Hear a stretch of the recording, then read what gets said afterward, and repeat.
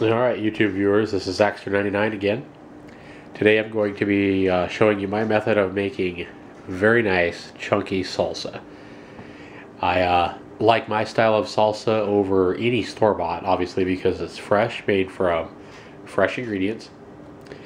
But I've, looking at a lot of recipes and a lot of YouTube videos of people that say the best salsa ever, and I have a problem with 90% of these particular recipes, and that is the fact that they actually use a food processor to mix up their stuff. And if you really want nice chunky salsa that really tastes fresh and that really has a lot of zing, it just blows your mind when you actually take a bite.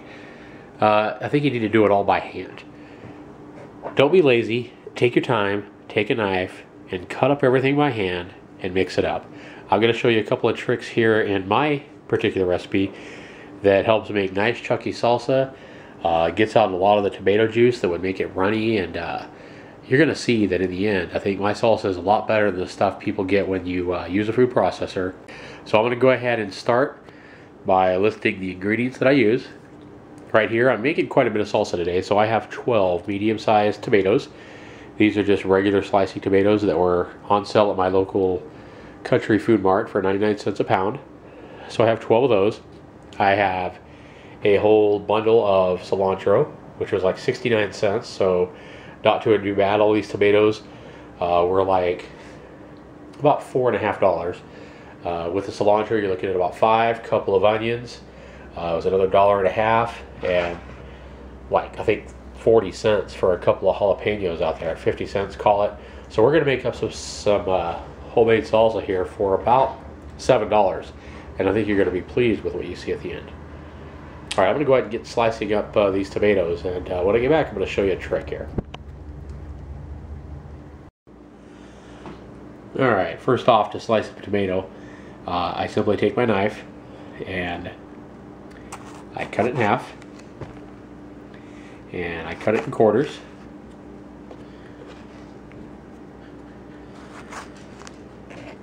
And then all I do is on the top of it, I take just my knife and I cut off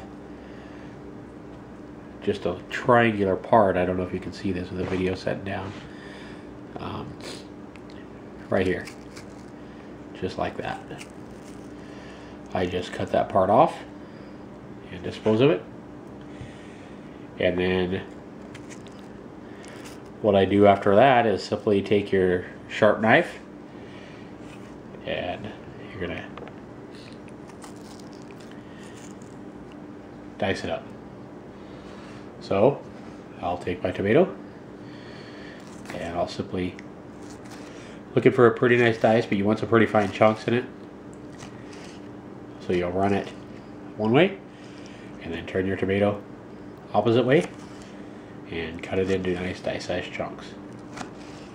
Now I take my time here because I don't want to slice my finger off, so I'm not as fast as some of the people you'll see on TV. But that is about the size of the chunks that I actually like to have in my salsa. As you can see, that's a nice big piece of tomato that you're going to get. And I prefer that over getting tomato juice when you put this stuff in the blender. But I'm going to go ahead and continue to dice these up just like I showed you, and I'll be back in just a moment. Alright, got all 12 tomatoes diced up here now, and you can see that those are some nice pretty chunky tomatoes here. And the problem with this is if I make this into a salsa, right now what you're going to see here is that there is a lot of liquid coming from these tomatoes, and that's going to make the salsa a little soupier than I like to have it. So I'm going to show you a little secret here that I learned to resolve this problem. And what I've got here is a bowl and a fine strainer, and what you're going to see me do is go ahead and dump some of these tomatoes in here. Alright, so we're going to take our tomatoes, like I said, and we're just going to put about half of these, since I have a bunch, into the strainer at once. We're going to take those. We'll save the rest for in a moment. And if you see any really big chunks of tomatoes that maybe you missed and you have a nice big chunk, you can always take your knife and cut it down a little bit. Alright, but what we're going to do now is we are just going to take our bowl and the strainer and let it strain out some of the juice. And you can see that some of the juice is already starting to strain there. But what we want to do is now basically coat it in quite a bit of salt. We're going to need salt for our tomatoes anyway in our salsa, so we're not going to need to add any after this process. What we're going to do is kind of coat it. You know, this is probably half a tablespoon of salt. You might want a little bit more, but what you want to do is just kind of coat the top of it, kind of mix them in a little bit, and then what you want to do is just let the salt work. And what that salt's going to do is it's going to help drain those tomatoes of all the extra juice, and you just want to let that sit for about 10 minutes at least, and let it strain out all the juice, and it's going to get out about 90% of that juice. Now, since my salsa is about 85 or 90% tomatoes, you're going to have a lot of juice if you make a recipe similar to this. And if you don't want all that watery liquid in your salsa, then this is a nice trick to use. All right, I am dicing up my onion now, and those are pretty large yellow onions, and they're not sweet onions, so it has a little bit of heat to it. So I think one of these onions is going to be enough. Now this here is a tool that you could pick up for about $8. I think I got mine at Walmart. You could pick up a tool like this. It definitely makes your job a lot easier if you're not going to use a food processor to do this kind of work. And you know, it works a lot faster than a knife. You just simply cut it any way like this and just keep at it until you get, you know, as fine a dice as you want on your things like onions and potatoes, or you know, whatever it is you're dicing up. We're back here. We've got one jalapeno diced up really fine. You really want to dice that jalapeno up almost to a mince, and that takes just a little bit of time. And on the cilantro, you want to take your cilantro and basically de-stem, get as many of those stems out, and really all you want is just the leaves. The leaves are what you want in there. And I've diced those up pretty good where this is almost looking like grass out of my lawn or something. But the smell when you dice up those cilantro leaves really does smell amazing. So this is all going to go into my bowl here. And I've still got my other tomatoes here, which I salted and have been let strain. So I'm going to go ahead and dump those in. I've got one whole yellow onion in there. Cilantro and jalapeno are going in. And this is more of a Pico de Gallo than a salsa, but whatever it is, it's going to taste great on your tortilla chips. Going to make a great dip for parties or whatever kind of gathering you're getting, you got going on, and it should be absolutely delicious. Now I've already added a lot of salt to my tomatoes to help them drain out all that juice. What I'm going to do now is I'm going to actually add, a lot of people here add, oregano or a few different spices. What I'm going to do is I'm just going to add, if you have a Costco near you, I actually like to buy this Kirkland Organic No Salt Seasoning. It has a lot of the oregano and garlic and different organic spices in here, and it's a really good seasoning. It is a little bit on the spendy side. This is about $8 or $9, I believe, for one of these.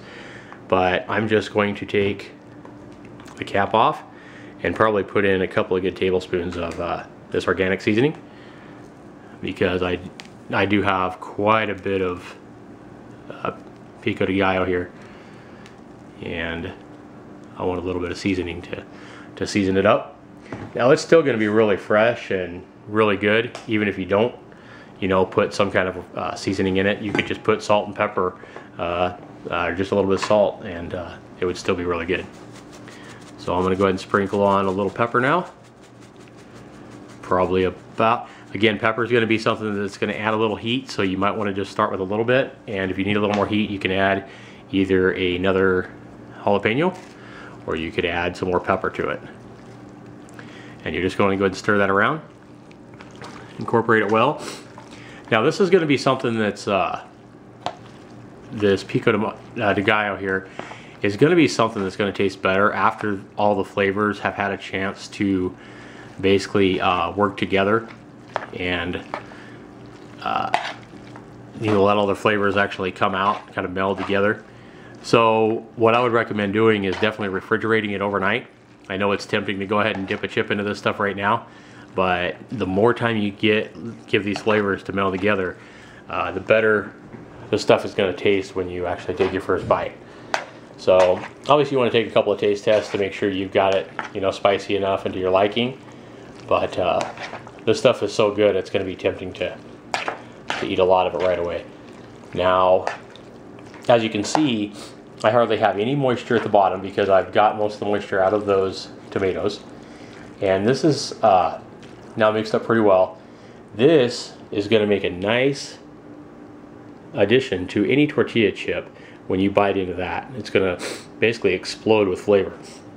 So if this looks like something good to you, definitely leave a comment below. Let me know if you try this out and you like what you get by dicing everything up yourself and not using a food processor. I think you'll be pleased with the results. And like I say, it's really not that time consuming. I probably spent, on 12 tomatoes, I probably spent 15 minutes cutting those up, about a minute a piece. An onion took me 5 minutes to dice up, and the jalapeno and the cilantro took me maybe another 10 minutes. So you're talking maybe 30 minutes of work to wind up with a gigantic bowl of Pico de Gallo or salsa, a very nice tortilla chip dip. So definitely leave your comments below, subscribe if you want to, if you have any questions or anything like that, be sure and leave those below as well. And I want to thank you for watching again one of my YouTube videos. Have a good day.